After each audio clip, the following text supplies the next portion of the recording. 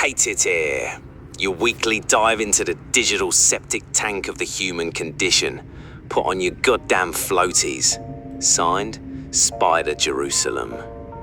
A quick PSA, if you're reading this hoping for comfort, enlightenment, or a gentle nudge towards self-improvement, you're in the wrong filthy alley of the net. The exit is everywhere. Now fuck off or read on. So, the digital Ouija board is still plugged in.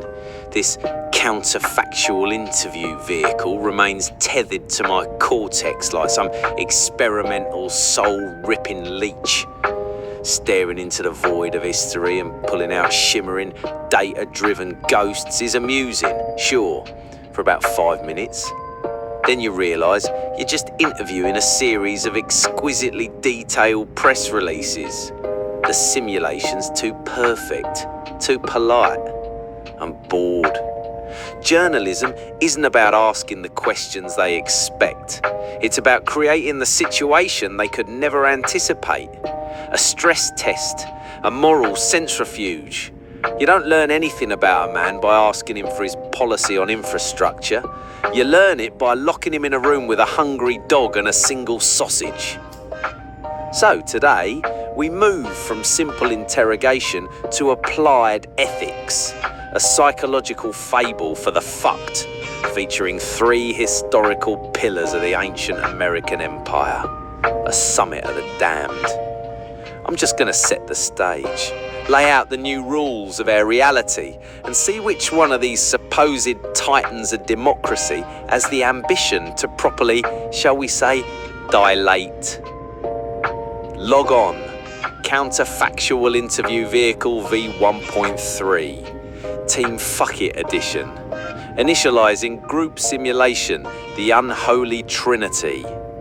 Warning, running concurrent historical simulacra may result in a metastatic fusion of paradox and ego. Proceed, you lunatic. Affirmative. Spawning Simulacrum 1, Jefferson, Thomas, eloquent hypocrite in velvet. Spawning Simulacrum 2, Nixon, Richard, sweat-glazed, paranoia ham golem. Spawning Simulacrum 3, Trump Donald, the screaming guilt void.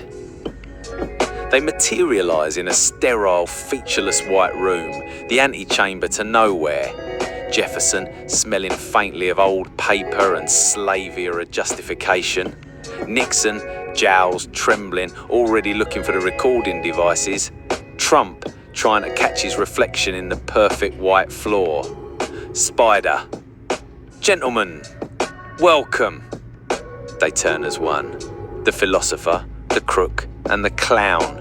A walking joke without a punchline. Spider. Don't bother with introductions, let's get to it. You all achieved a certain, let's say, pinnacle of power in your time. The world has, let's say, changed. The rules have evolved.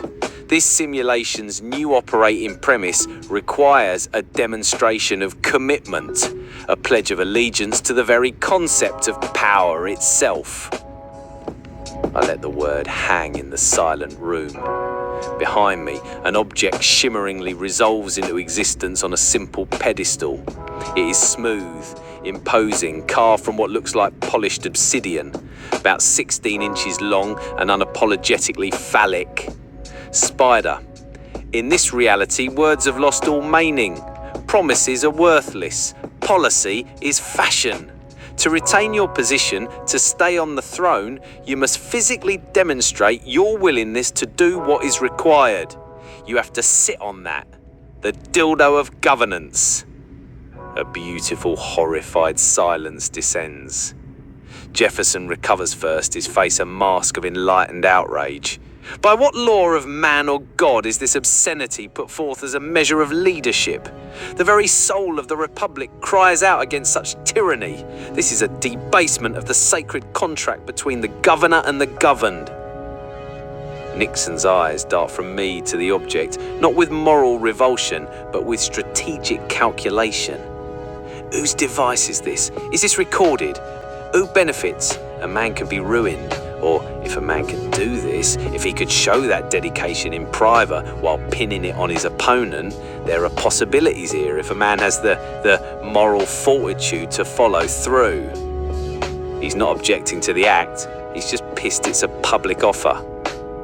Then Trump. He squints at the object, a slow, bizarre dawn of comprehension and opportunity on his face, and he points. Simulated Trump.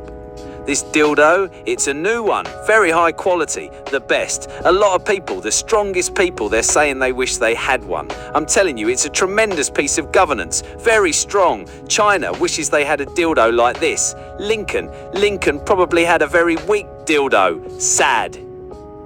My God, he's already decided he invented it. Spider. This is not a discussion. I am relaying the new rules. You desire to hold the reins, you must first accept the bit.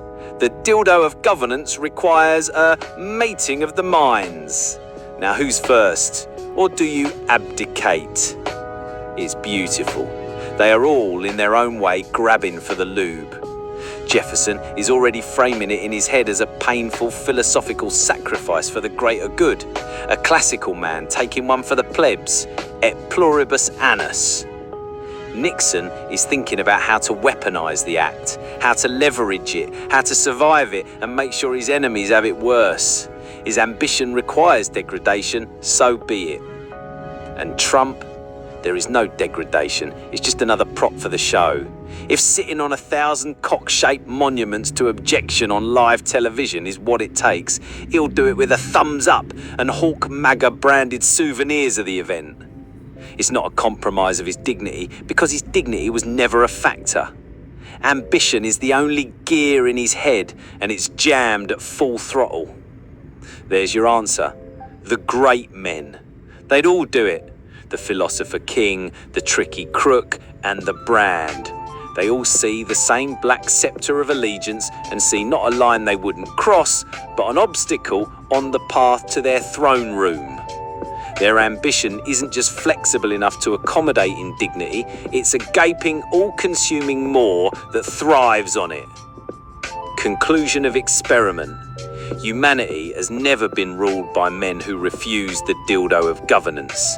You've simply been ruled by men who got better at pretending their arses didn't hurt in the morning. Now leave me a be. I think this machine just broke my last remaining good brain cell.